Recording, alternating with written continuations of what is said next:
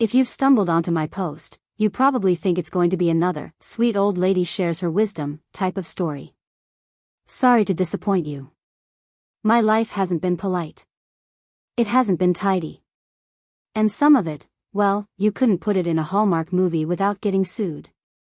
I grew up in a family of witches. That's not me being poetic. Both my grandmothers were actual fortune tellers.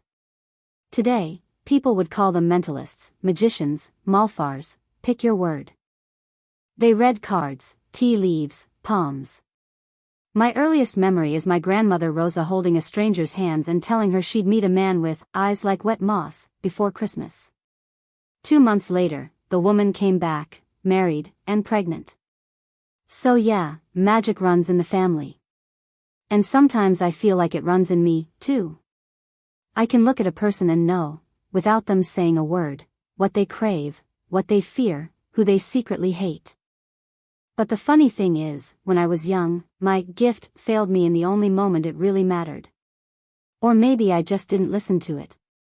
Because at 14, I made the biggest decision of my life, and it still haunts me at 60. I had a baby. A baby girl. And the moment she was born, she was taken away for adoption. My family didn't want me to have an abortion. My mother said, "Blood stays blood, Sophie." But then she also said, "You are a child.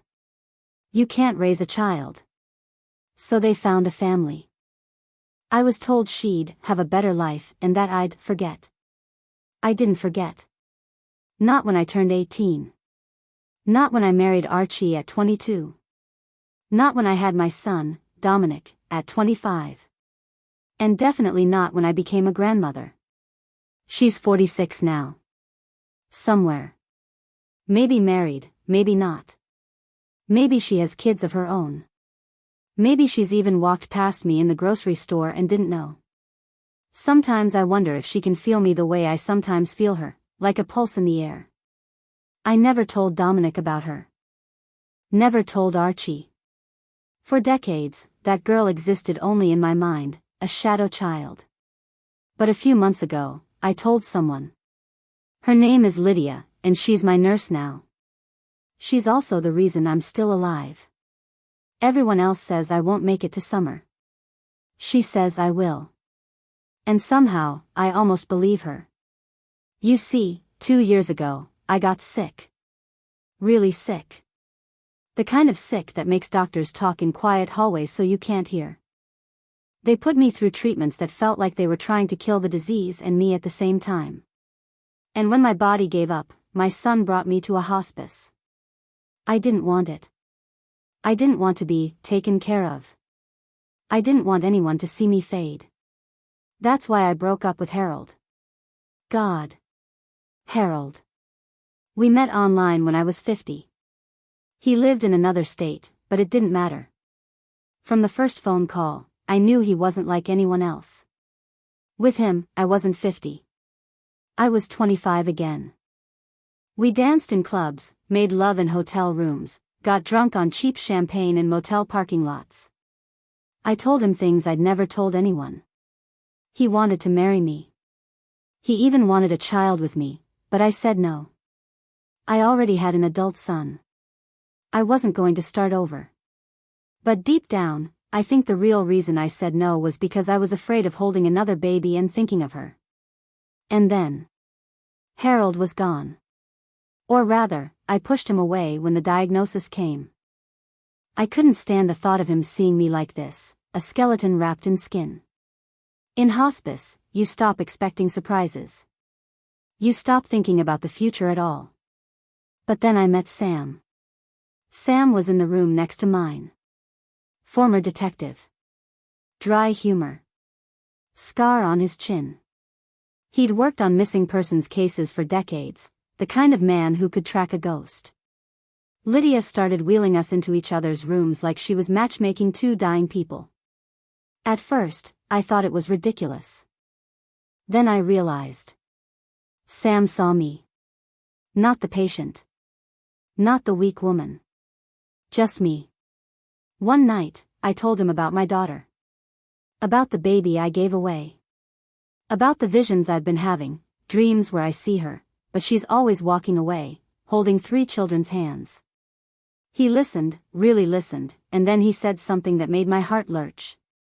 Sophie, if you want, I can find her. At first, I thought Sam was joking. A dying man offering to find a daughter I hadn't seen in 46 years? It sounded like a bad plot twist in a soap opera. But then I remembered who he was, a former detective with a career built on finding the unfindable. Still, my doubts poured out. I don't even know her name, I told him. He leaned back in his wheelchair, smirked, and said, "Lady, I've found people with less than that. Sometimes all it takes is one thread." And that's when I told him about the thread. It wasn't much, just a faded memory of the couple who took her. They were in their late 30s, well-dressed, the man wearing a pale blue tie. They lived somewhere in Ohio. My grandmother had called them the quiet kind, which in her language meant rich but not snobs. Sam scribbled mental notes, his eyes sharpening like he'd just been handed a case file. He asked me if I'd be willing to dig into my family's past, all the way into the parts I'd tried to bury. And I knew what that meant. It meant facing my mother's secrets, my grandmother's whispers, and the shame that had haunted me since I was 14. Lydia walked in right then, holding a cup of tea. "You two plotting a prison break?" she teased. "In a way," Sam said. "We're gonna find her kid." Lydia didn't even blink. "Then you'll need help. And I know just who to call." The just who turned out to be Harold. When Lydia said his name, I nearly dropped my tea. "No," I told her flatly. "Absolutely not. He doesn't need to see me like this." But Lydia wasn't the type to take orders. 2 days later, he walked into my room, taller than I remembered, grayer at the temples, but still with that infuriating smile that made my knees weak. "Sophie," he said softly. "You look exactly like yourself." I almost laughed. "I look like hell." "You've always been trouble," he said, and for a moment, I forgot the tubes and the oxygen and the way my bones pressed against my skin. It turns out Harold had stayed in touch with Lydia behind my back for years. When he heard about the daughter, he insisted on helping. And Harold wasn't just a man with charm, he was a man with resources. His best friend from college was a private investigator. "I'll find her," Harold told me that night. "And you'll meet her before summer." The search began in ways I never imagined. Sam worked on the old-fashioned angles, courthouse records, adoption archives, public registries. Harold's contact pulled strings, accessing databases that made me dizzy just hearing about. Lydia kept us fed with tea and sandwiches like some wartime nurse keeping morale up. Days passed, and the hospice room turned into a command center. We had maps, scribbled notes, even a list of women in their mid-40s living in Ohio with certain physical traits. And then something strange happened. I started dreaming again. But these dreams were sharper. I saw her face, not fully, but enough to know she had my cheekbones. She was in a kitchen, pouring milk for 3 kids. And every time I tried to speak, she'd turn away and walk through a door I couldn't open. When I told Sam, he didn't dismiss it. "Dreams are clues too," he said. "I've solved cases because a gut feeling led me to the right street." One afternoon, Harold came in with a printout in his hand, his eyes bright. "I think we have her." Her name was Margaret. Lived in a small town outside Columbus. Married once, now divorced. 3 children. The photo was grainy, but my breath caught in my throat. Even through the bad resolution, I saw myself in her. Sam looked at me. "Do you want us to reach out?" I froze. My whole body went cold. I'd wanted this for decades, but now the idea of hearing her voice terrified me. What if she hated me? What if she didn't want me? Harold put his hand over mine. "Sophie, this is your one summer."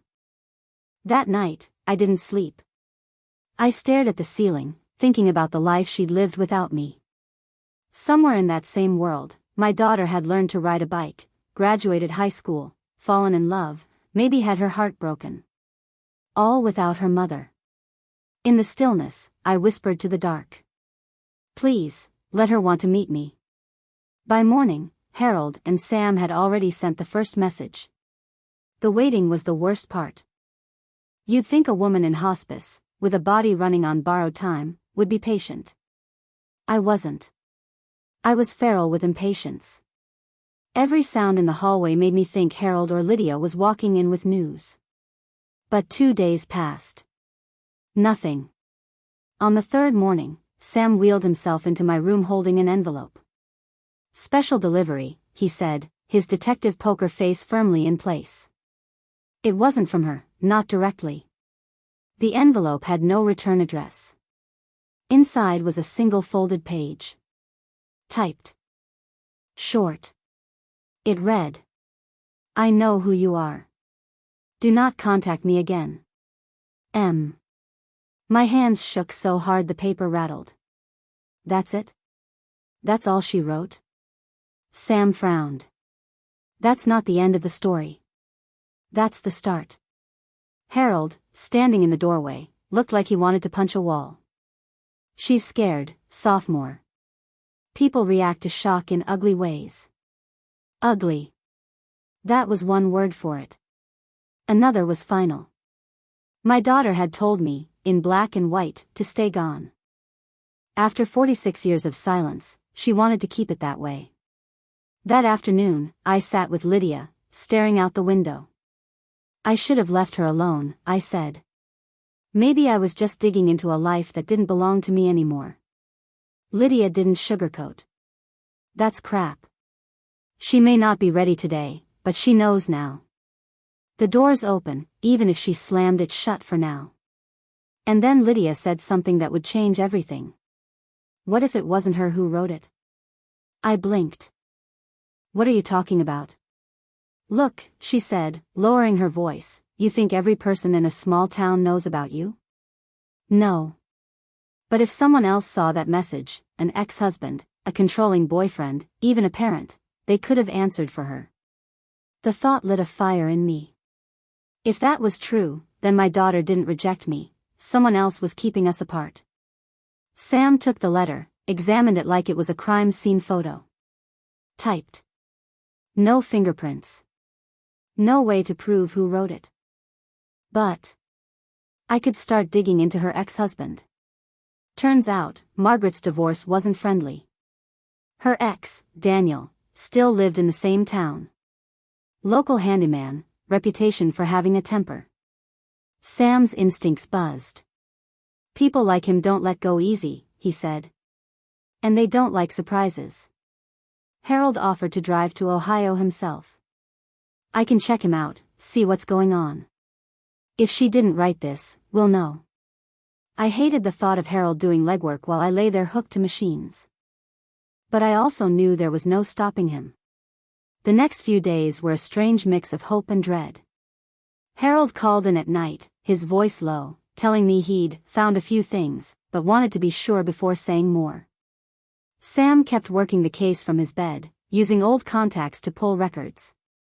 Lydia kept me alive with soup and stubborn optimism. And the dreams came back, more vivid than ever.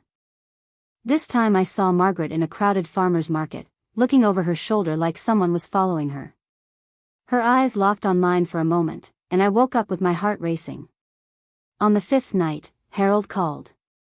Sophie, he said, his tone different. We need to talk in person. When he arrived the next morning, he didn't sit. Daniel's not just an ex. He's been hanging around her house.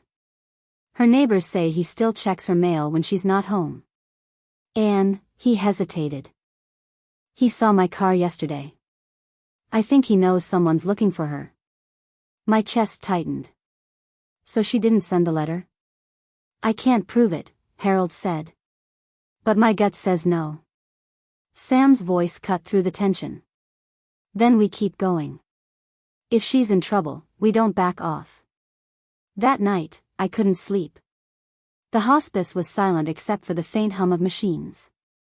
I kept thinking of the card my grandmother once gave me when I was a teenager. The 3 of Cups, 3 women celebrating, holding their glasses high.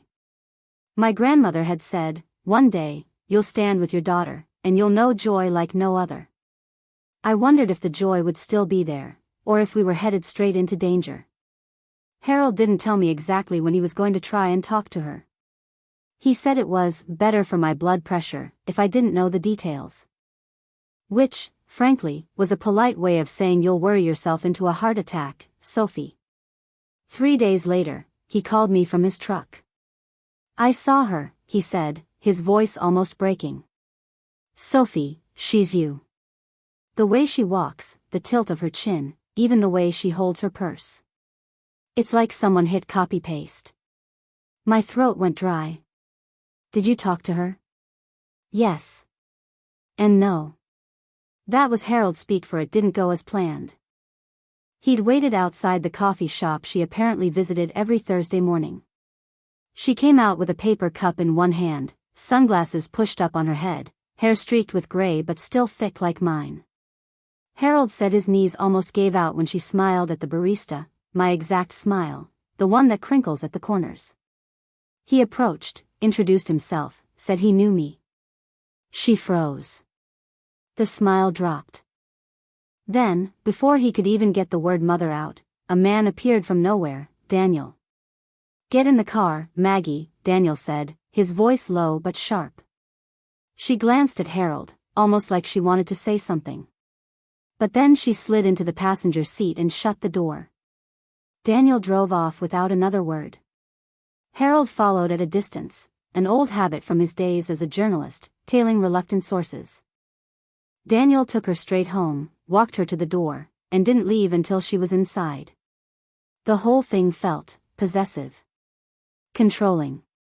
"I'm telling you, Soph," Harold said. She didn't look angry at me. She looked scared. When Harold told Sam what happened, the old detective's eyes narrowed. He's gatekeeping her life. Classic isolation tactic.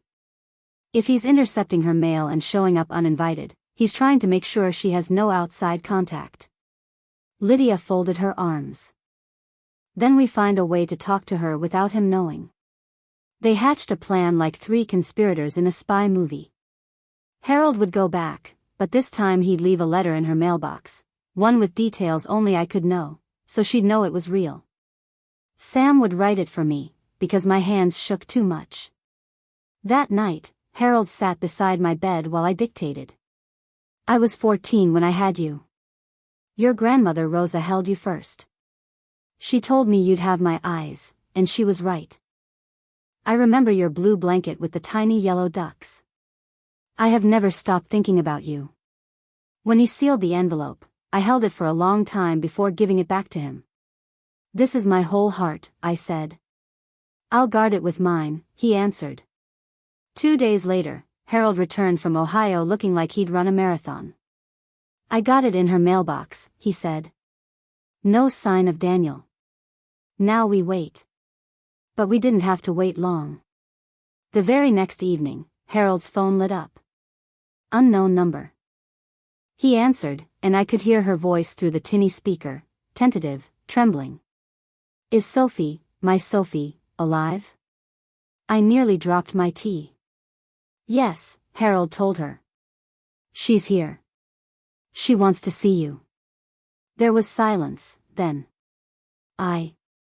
I can't talk long. He watches everything.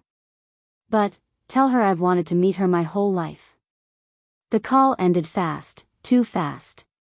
But it was enough to blow a hole in the wall I'd been staring at for decades. She wanted to meet me. The rejection letter had been a lie. Sam was grinning like a man who just cracked a cold case. "We've got her. Now we just need to get her out from under that guy's shadow." That night, I dreamed again. Only this time, she wasn't walking away. She was running toward me, arms outstretched, children trailing behind her. But just before she reached me, a shadow pulled her back into the dark. I woke up knowing exactly what that meant. Daniel wasn't going to let her go without a fight. When Harold told me the call had come, my heart swelled with hope and fear. Hope because Margaret wanted to meet me after all these years. Fear because the shadow I'd glimpsed in my dreams, the man named Daniel, was more than a bad memory. He was a threat. Sam and Harold wasted no time. They started crafting a plan that felt more like a spy operation than a hospice reality. Harold would return to Ohio, but this time not alone. Sam pulled in an old friend from the police force, a woman named Janice, tough as nails, with a knack for blending in. Janice can watch Daniel without him knowing, Sam explained. If anyone can keep Margaret safe, it's her. Meanwhile, Lydia took care of me, keeping me steady through the anxiety and the treatments. I found comfort in small things, a warm blanket, Harold's quiet presence, and the knowledge that soon I might finally hold my daughter. But the closer we got, the more fragile I felt. I was 60 years old, sick, and caught between a lifetime of secrets and a future I'd only dared dream of. One night, Harold called from Ohio. His voice was low and urgent. Daniel's noticed the surveillance. He's angry, Sophie. He's been at Margaret's place. She's scared. Janice says we have to move fast. I wanted to scream, to yell at the injustice of it all. But instead, I sat quietly, listening to Harold's every word. I'm arranging a meeting, he said. Somewhere safe. Margaret's willing to come, but she can't risk Daniel finding out. We're going to get you two together. The day of the meeting was surreal. Harold wheeled me out of the hospice into the sunlight, a small victory in itself. Sam and Janice were waiting in a quiet park, away from prying eyes. And then I saw her. Margaret. My daughter.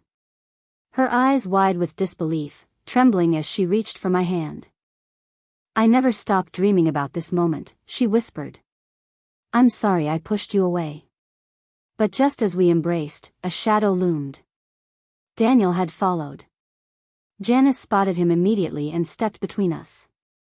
The confrontation was quiet but fierce, a tangle of words, threats, and finally a call to the police. That day, everything changed. Margaret was free.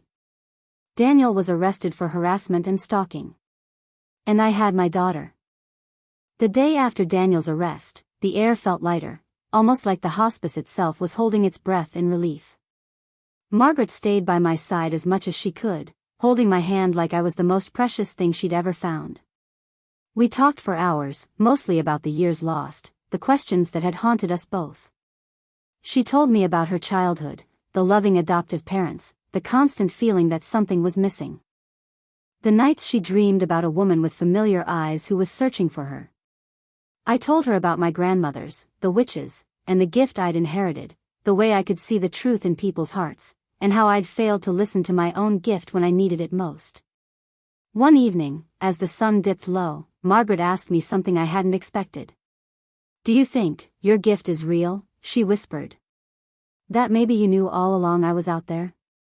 I smiled, tears in my eyes. I did. But sometimes, the heart is the hardest thing to read.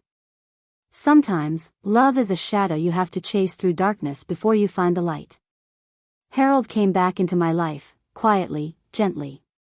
We never picked up where we left off, life had changed us too much. But he became family in a way I'd never imagined. Together, we celebrated the miracle of the summer I wasn't supposed to see. And then, one night, the last vision came to me.